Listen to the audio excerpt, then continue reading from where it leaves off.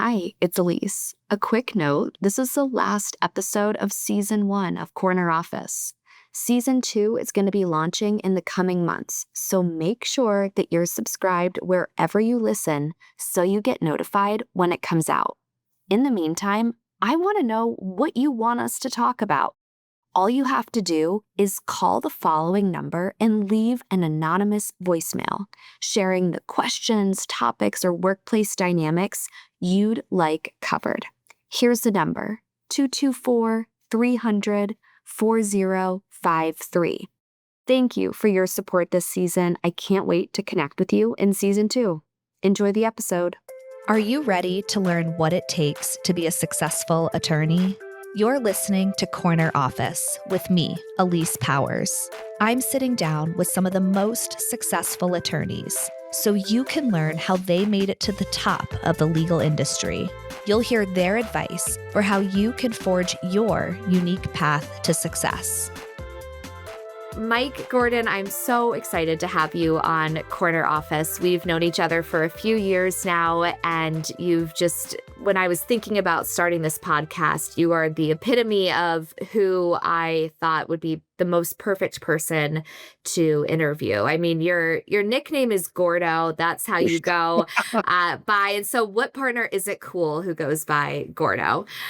So just as a brief overview, you have been at Taft for years now. You started your career at Briggs, which went through a merger with Taft years ago, and you've really worked your way up through the firm where you're now the co-chair of the finance group, which has about 40 professionals in it. Really looking forward to this conversation. Likewise, Elise. Thanks for having me on. I'm looking forward to it.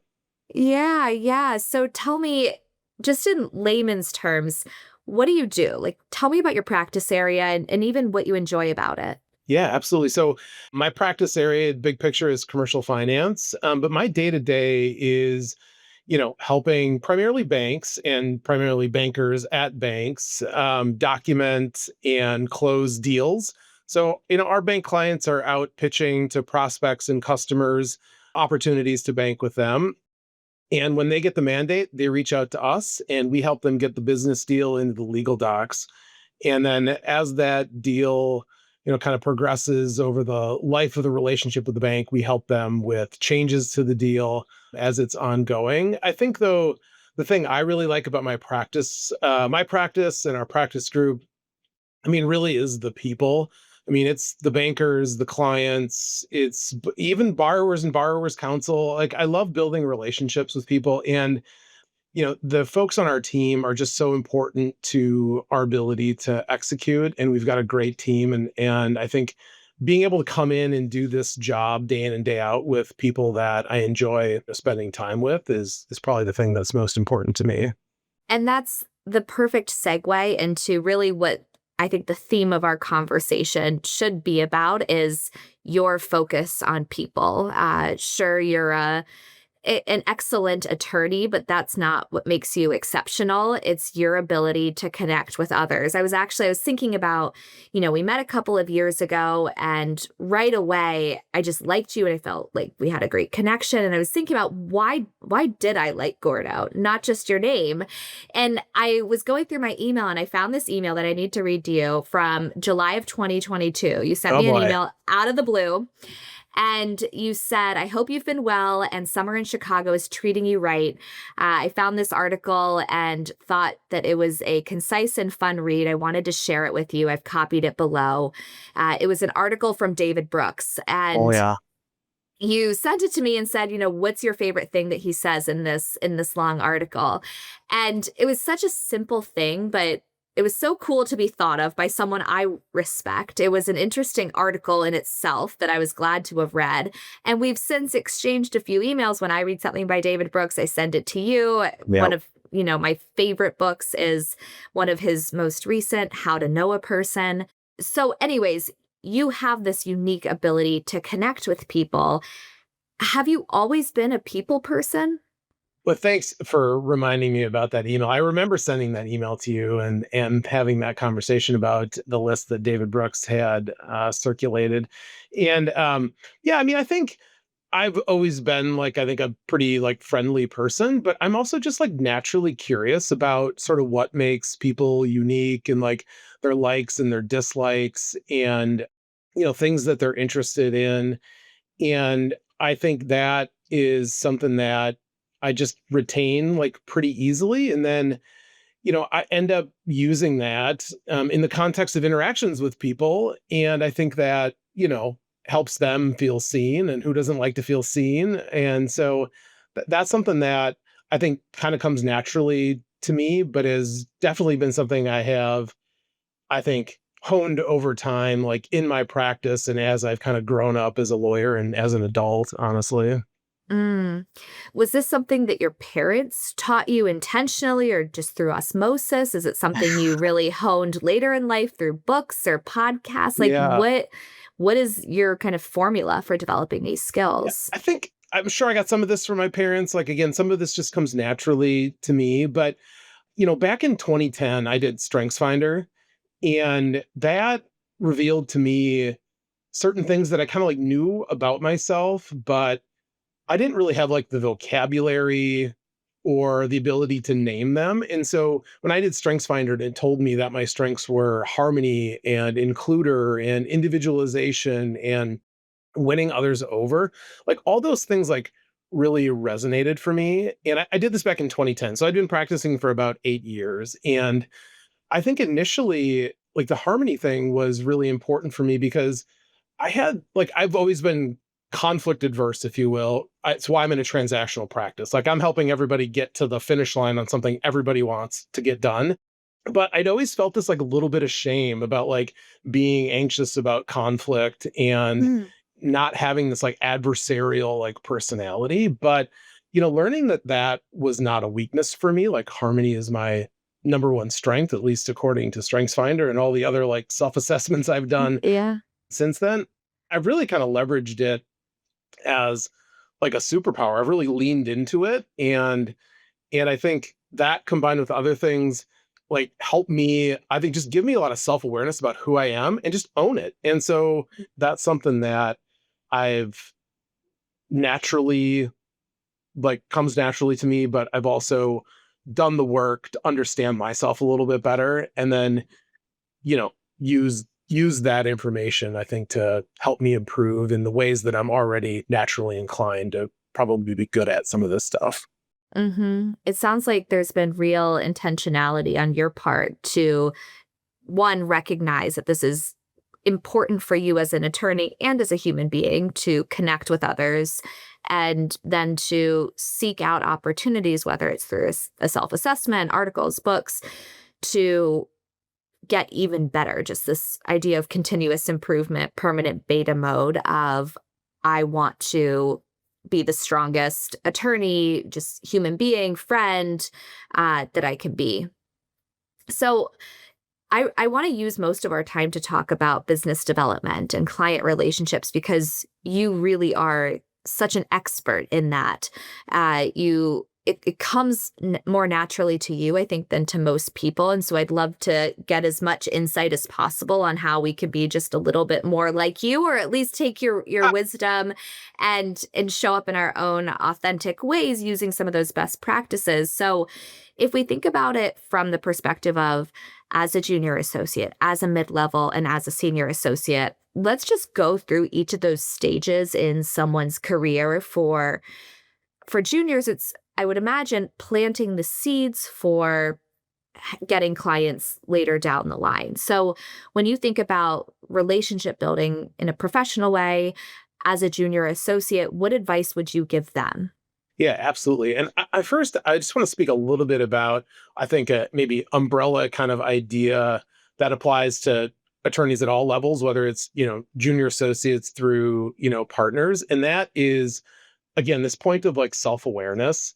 I think spending some time to understand better, whether that's through assessments or an executive coach or therapy or anything else that helps you understand kind of like what makes you tick and the things that you are naturally inclined to be good at, the things that, give you some joy that you do in work. Understanding that is a really important aspect of just your job on a go forward basis, but then also in the context of relationship building and business development, thinking about the ways in which you're going to be successful doing that, because it looks different for a lot of different people based on what their interests are and the things that they're good at. And, if you're trying to put, a square peg in a round hole constantly when it comes to business development and working on things that just aren't things that you enjoy doing, you're just not going to be excited to do it and you're not going to be as successful, doing that. And so I always want to make a plug for the self-awareness, whatever that, tool is that helps you, gain that. I think everybody benefits from that in terms of, their career in general. So are you saying that some people, it might just not be a good investment of their time to focus on this? Yeah, I mean, I think for some people, yeah, like business development isn't necessarily the best use of their time. Like they can add a lot of value to their team and to the firm, you know, taking on other tasks. And that, you're not ever really going to probably get away from having to interact with clients, but doing that in a way that, leverages the things that you are good at and doesn't put a focus on the things that you either don't enjoy or you struggle with. I think again, that looks different for different people, and business development or just the progression of your career can take a lot of different paths based on sort of what you're interested in doing and the things you're kind of naturally inclined to be, good at. Because if you invest time and energy in the things you're naturally inclined to be good at, you're going to get a lot more payoff from those than spending a lot of time trying to improve the things that you really just don't enjoy or maybe aren't particularly good at. Yeah, not everyone can be a rainmaker, not everyone will be the rainmaker. And so knowing yourself and to what level should I be focused on developing this skill and spending my time doing it Yep. is important. Yeah. But you can Mhm. still be someone who adds a tremendous amount of value to Mhm. a team and helps the whole team succeed. And Yeah. there's a lot of joy in that. Or there can be. There can be. Yeah, and you bring up this idea of having self-awareness.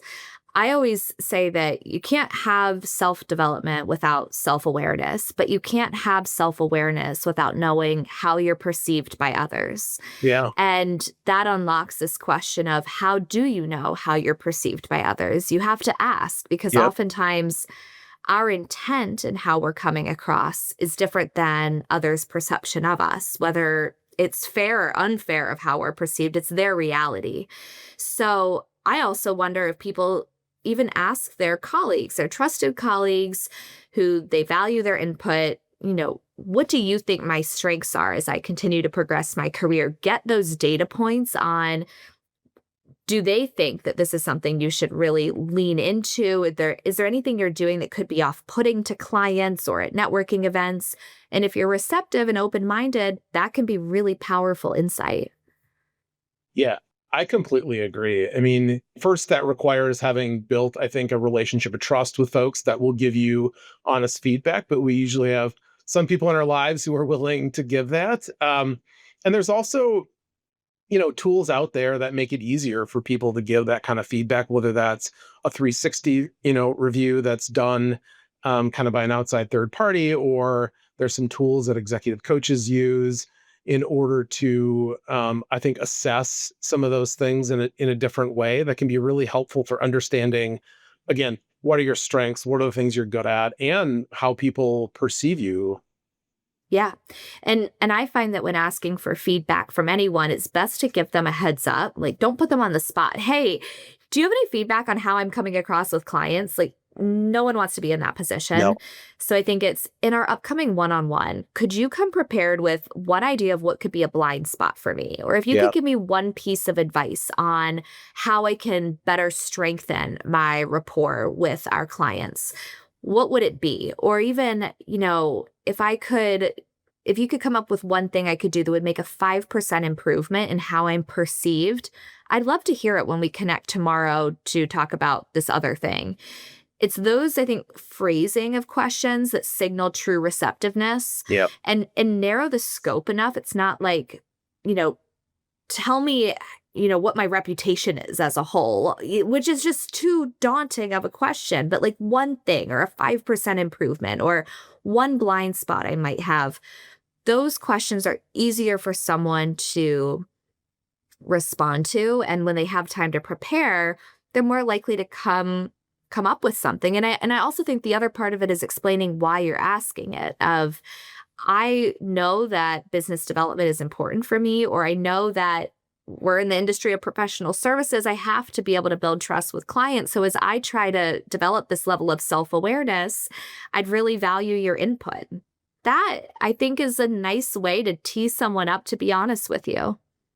I think that's incredible advice. I really like framing it too as like a blind spot, and it gives people an opportunity to say like, yeah, I mean, here's something that I think that you could do, better, or sometimes I see you do that maybe is a little off-putting or whatever the case is. But yes, I think framing it up in that way and giving people time to respond. And also, I mean, in the context of like asking for advice, like people love being asked for advice. And so that's also an opportunity to, I think, build relationship and trust with someone, and go to them in the context of not like, what am I doing wrong, but rather, what advice do you have for me that can help me solve for a blind spot? Or what blind spots do you see? Or I know I have this blind spot. How do you see that coming up? And what do you think I could do to, help, I guess, mitigate that if it needs mitigation? Right. Or even giving them something to react to. I have this feeling I'm perceived as someone who's just not very approachable. I know that I can be a little bit cold or just not warm and fuzzy by nature. Would you agree? And get a feeler. Maybe they say, yeah, you're spot on with that one. Or maybe they say, no, I don't see that at all. But you Right. actually do, have a terrible body odor or whatever it is that they come up with, where you might be like, wow, Yeah. maybe I'm not so glad I learned that, but it's helpful information. Exactly. So I want to go back to what you were starting to say about, let's start with junior associates. How can they start planting the seeds of building relationships or just even building trust with existing clients? Yeah, I think that starts even in law school, right? Like, be a good person in law school. I mean, people remember those kinds of things. And once you're out of law school, I think really, just staying connected with your network.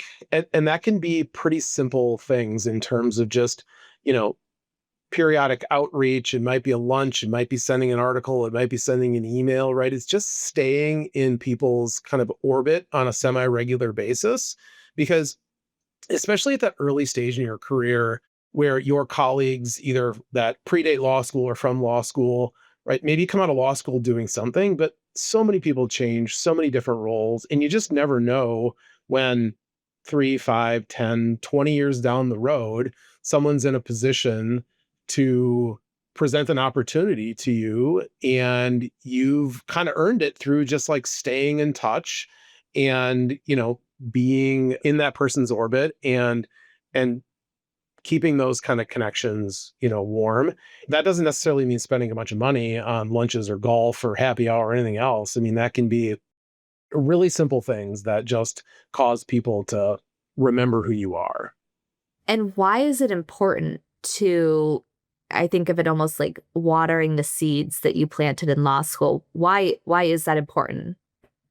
I mean, I think it's important because, you know, at the end of the day, my clients are people, and they want to work with people that they like and they, enjoy spending time with, and that they think like fondly of. I mean, our, clients just assume that we can do the work, we'll be responsive, it'll be right. Like all that stuff is table stakes. And there's a lot of finance lawyers out there that can close deals, right?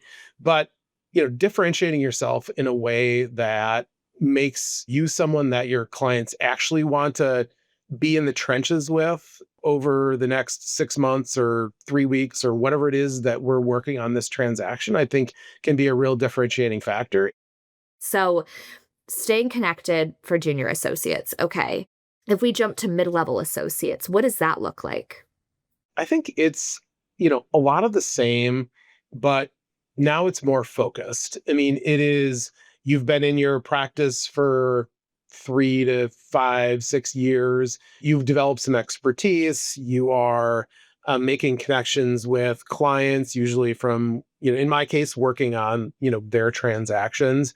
And my clients, and I think this is true of a lot of transactional clients, have teams of people who are, involved on a transaction that range from junior lawyers and junior bankers and analysts to, more senior mid-level folks to the folks that are, at the top in terms of like the principals and senior partners who are running the deal or supervising the deal. And so there's a lot of opportunity in that mid range to start making connections with people that are directly relevant to your practice and like what you're doing. And they might not be in a position to hand out work now, but they too have gotten to the mid-level status of their organization, and they're probably going to keep growing and evolving, and eventually will be in a position to send work. And imprinting on those folks early and making those connections and relationships can really pay off in the long run. I mean, it is a long sales cycle Yeah. sometimes with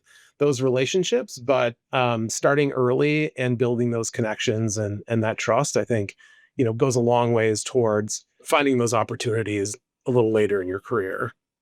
And I think that's a good point that as a third year or fourth year, it's not that you're supposed to become chummy with the CEO or an executive director. It's you can, but what's even better is if you build trust with the equivalent of the fourth year at the client or prospective client, because they're going to start rising to the top as you start rising to the top. Yeah, absolutely. And for our team, that's been incredibly important from like a continuity of client relationships perspective, because the folks I grew up with might be in leadership roles, and the bankers or the people who are sending work are now in that mid-level or junior partner kind of like level role. And the stickiness between our clients and our firm and our team really depends on those connections at all levels of the team. hmm What would you advise someone to do? I've had this question a few times from mid-levels and senior associates who say, the partner I work with is really protective over their relationship with the client. They are not encouraging me to have my own relationships. How would you advise them to handle that situation? Yeah, I mean, that to me is a huge red flag. And I think you ought to consider whether or not like that partner is someone that you really want to hitch your wagon to from a career perspective. Because if they're going to gatekeep, building relationships with mid-level and junior people at an organization, like what's going on with, either their concerns about that, or what are they going to keep from you further down the path when there's less of a delta between your experience and their experience. My response to any of our, associates who want to connect with their counterparts, like on the teams of clients we work with, I mean, is unqualified enthusiasm. Like I want nothing more for them to like take the initiative to reach out to those clients and build those relationships. And so now, that said, it doesn't mean you should just like ditch, that work or that partner. And I think there's an opportunity to do some work to understand what maybe the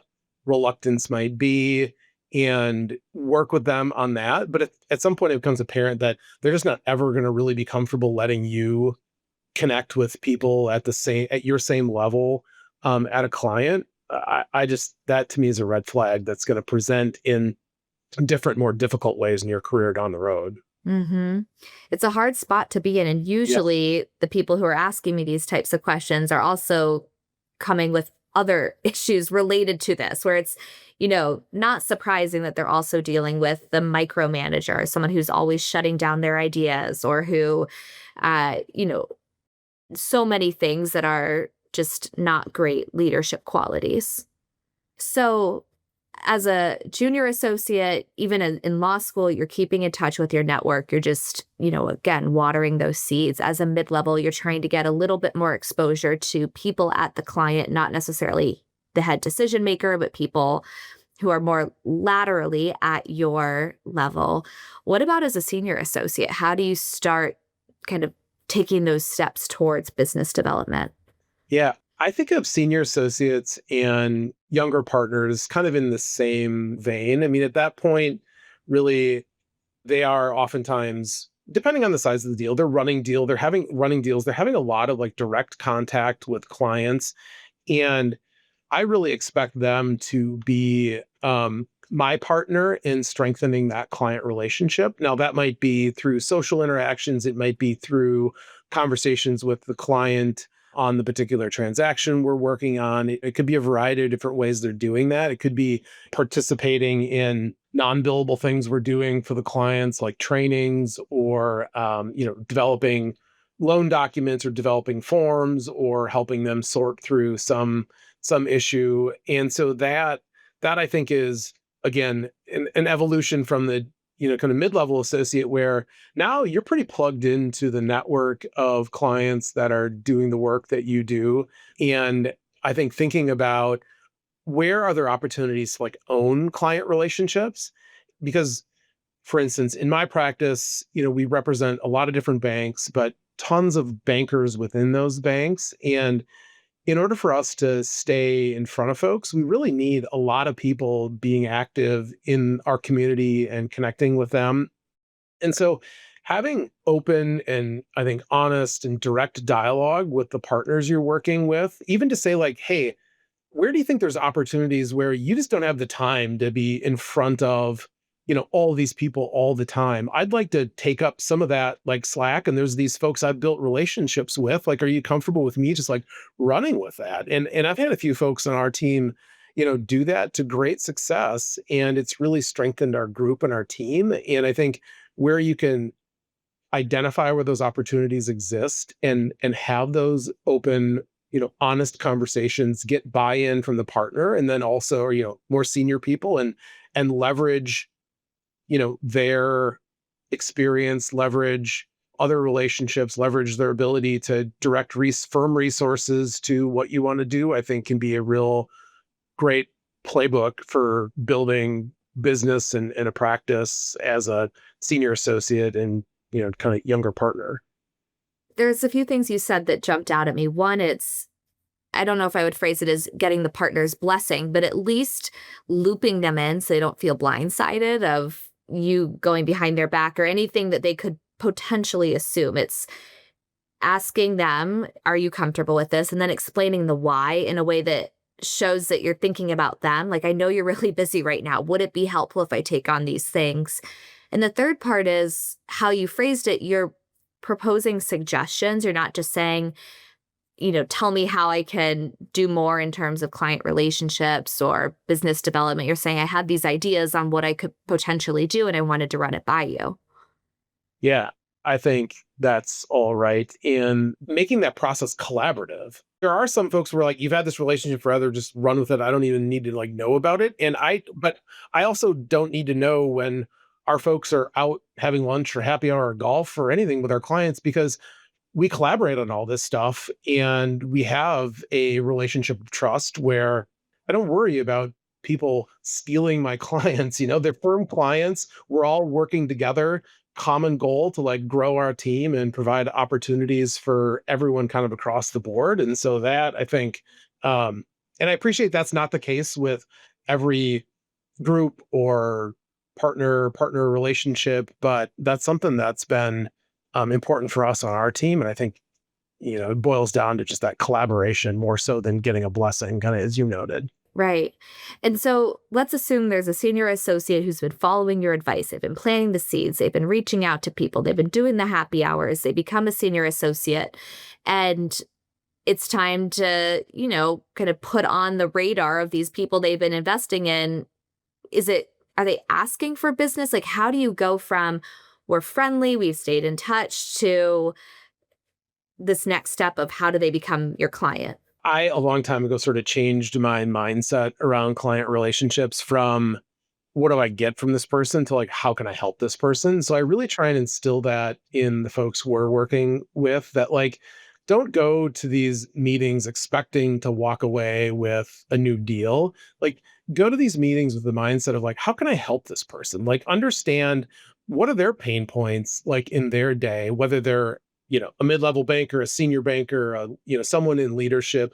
How can we help solve their problems? And sometimes there's nothing, but plenty of times there are opportunities, and maybe that's in the form of doing a training for some of their junior people. Maybe it's making a connection with one of our corporate clients. And I think honestly, if you adopt that mindset and think about ways in which you can help people, like that comes back to you in the form of oftentimes opportunities where if they have something and you've been in their orbit and you've been helping them out, like, and they like you and you've built a relationship, like the work is generally going to come, especially with sort of institutional or established clients that are using the firm. I think that I don't worry about like making the ask. I don't ever like ask like, when are you sending me a deal?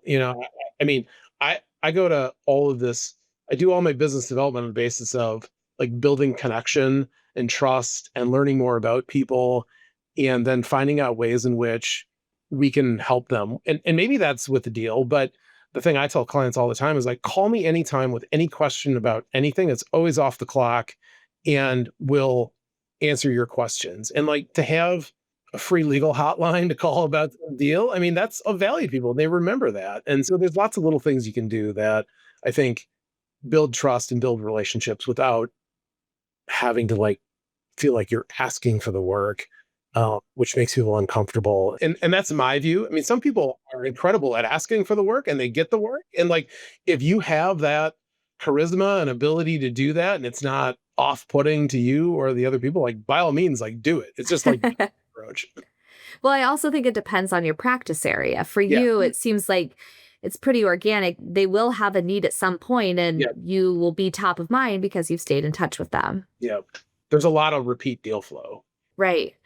Everything you're saying sounds so easy and so obvious as you describe it. Like, of course, you stay in touch, you go to events, you mingle, whatever it is. What about for people who this just doesn't come naturally? Like, I know you said maybe it's you just don't do it, but let's say you're just shy and you know you need to get better at doing these things. Any advice on how to just start flexing this muscle a little bit more? Yeah, absolutely.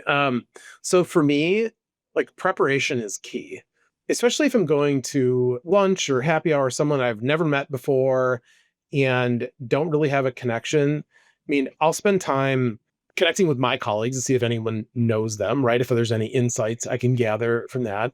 I spend a lot of time on LinkedIn. Like I look through their LinkedIn bio just to understand like who else are they connected with, where did they go to school, what might they be posting about that is interesting or different, or might be something that we have in common that would be something that I can sort of organically or naturally like bring up in a conversation.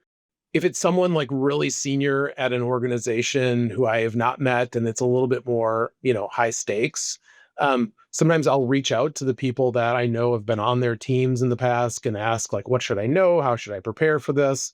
But for a lot of cases, it's really just, I think, doing a little bit of preparation. And then along the lines of what I just mentioned, like, don't go into this with any expectation other than making a connection and trying to get to know the person. Like, try to make a friend, And if I don't, I tell especially like, junior folks, like, don't worry about talking about work or sounding smart or thinking you're going to say something dumb. Like, go in to this with no expectation of getting work. And the only expectation is that you're going to build a connection, right? That you're going to follow up on in 30, 60, 90 days. And ask about them, listen for details about their life, like make a note of it. And for me, I'm also always looking for just common ground, asking questions about things that they're interested in. Like, where did they grow up? Where did they go to college? Like, what's their family makeup? Where do they live now? What their interests might be. So I can, again, try and find some like common ground, whether it's arts or sports or music or cooking or gardening, whatever it might be. And then I try and, log those things and keep track of those details. And that's the kind of stuff that 2 weeks from now, you might see an article in the New York Times, or you might see something on LinkedIn, or you might come across a book that you're like, hey, I bet this person would be interested in it. Like, pick it up, send it with a note. And those little things, I think, maybe take a little bit of the fear out of going to do business development, whether it's a lunch or a happy hour or some sort of like social event. And for me, that recognition of like, I'm not here to try and sell anything. I'm just here to like make a connection and build a relationship was a real game changer in terms of like feeling comfortable with doing that on a really consistent basis and not being anxious about it. Yeah, I like what you said about it's not you trying to prove that you're so smart and talking about your practice area. It's about connecting with another person. And I actually think you're more successful at doing that when you're vulnerable and you talk about what you're not good at or what you're struggling with in your personal life. Like to be a human, that's how you connect with another person, not Absolutely. bragging about all of your accomplishments. And I'm also glad you brought up doing your research ahead of time. I hear some people react to that kind of thing with that's so creepy to stalk them on LinkedIn or to stalk their firm bio. I don't think it's creepy at all. I think it's a sign of I value your time. I respect you. I'm going to come prepared to this conversation so we both get something out of it.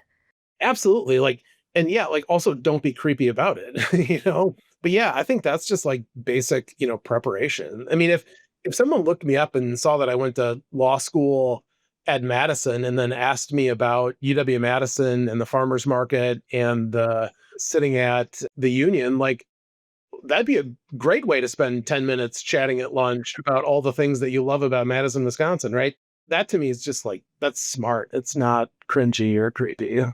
Agreed. I even feel that way in my personal life. There's a few people, who I have met through friends of friends, and sometimes we'll see each other a couple times a year, but we're connected on social media.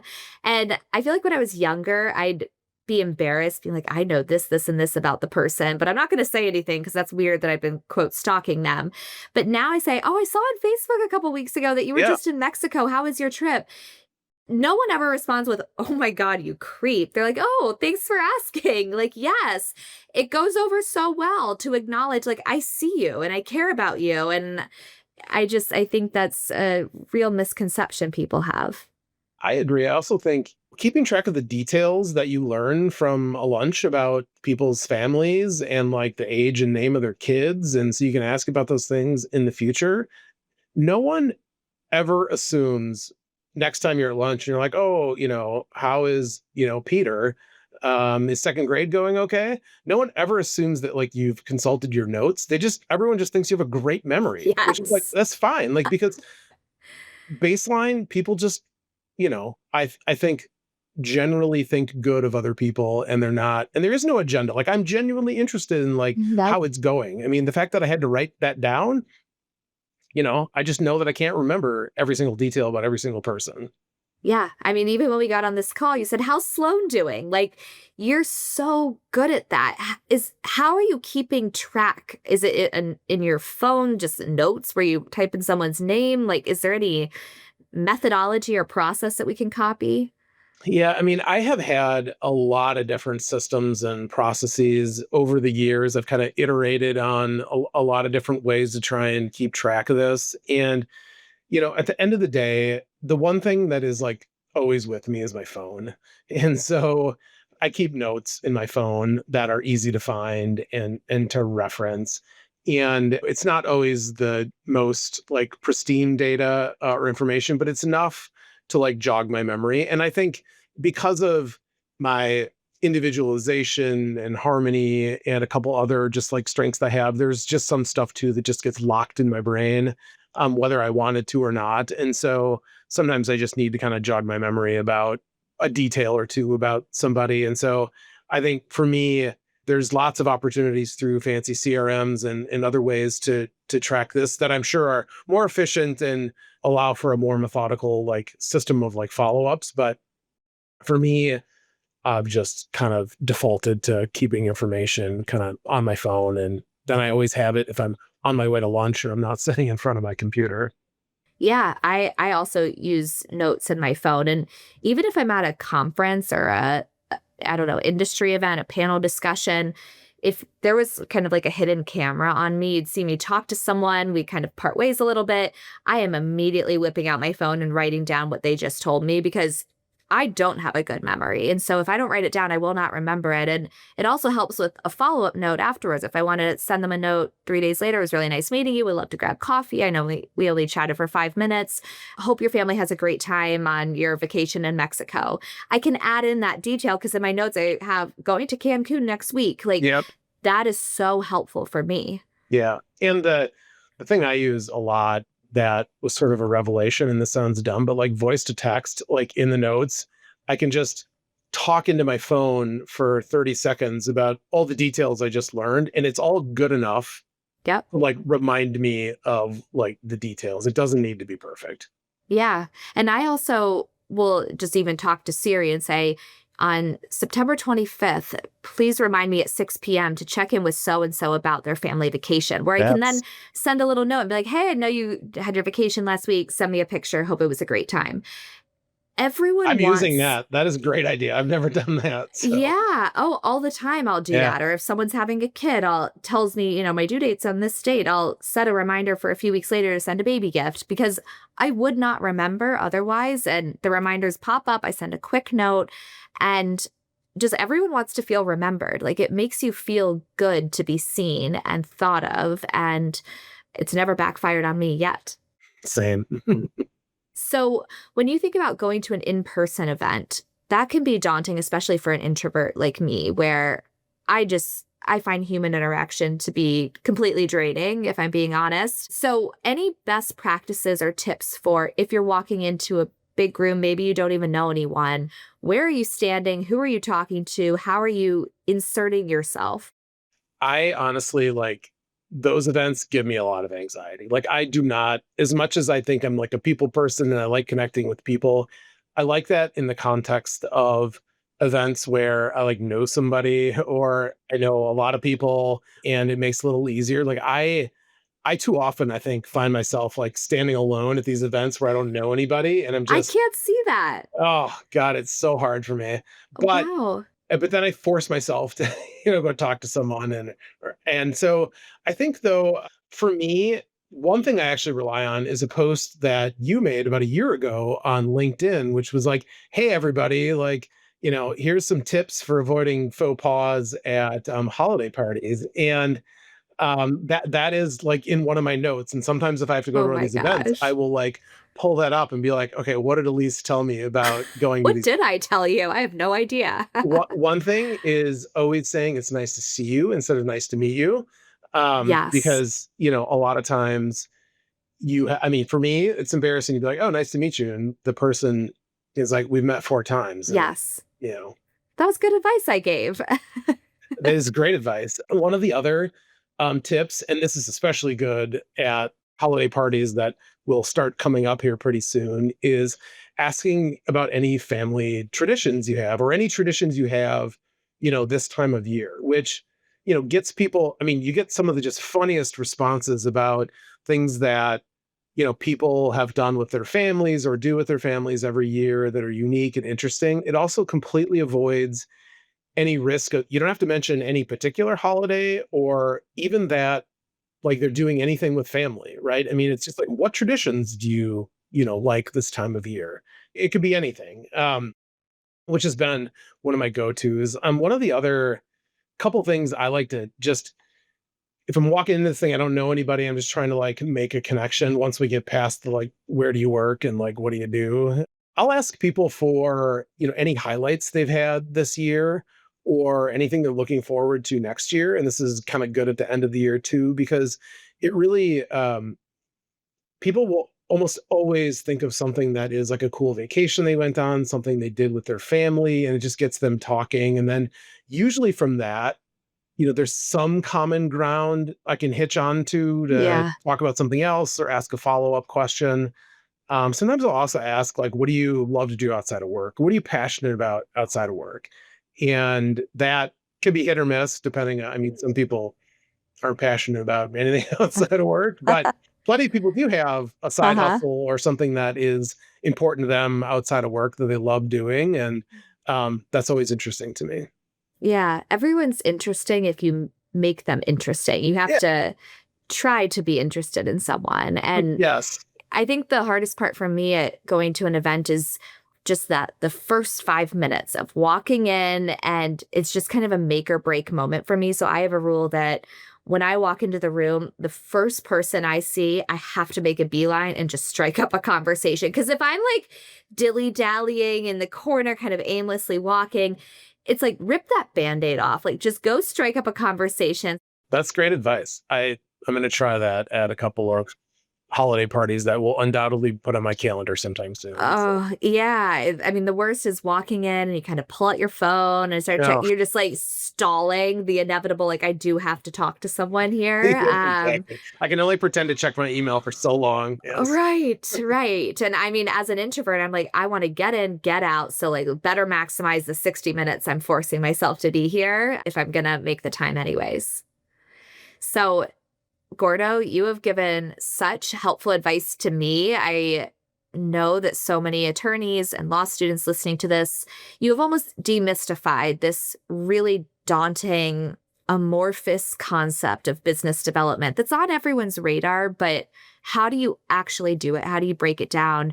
You clarified that for me. So thank you for your time.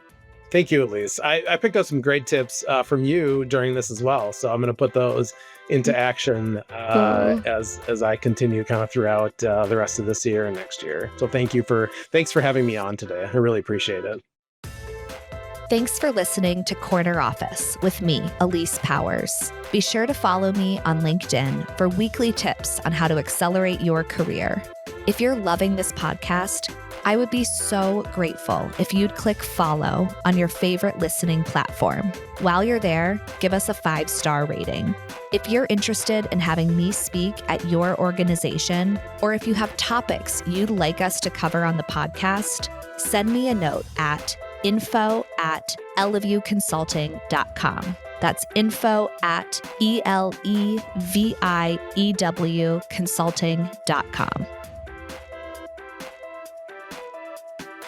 All opinions expressed by Elise and podcast guests are solely their own opinions and do not reflect the opinions of Eleview Consulting or any law firm. This podcast is for informational purposes only and should not be relied upon as legal advice or the basis for legal decisions.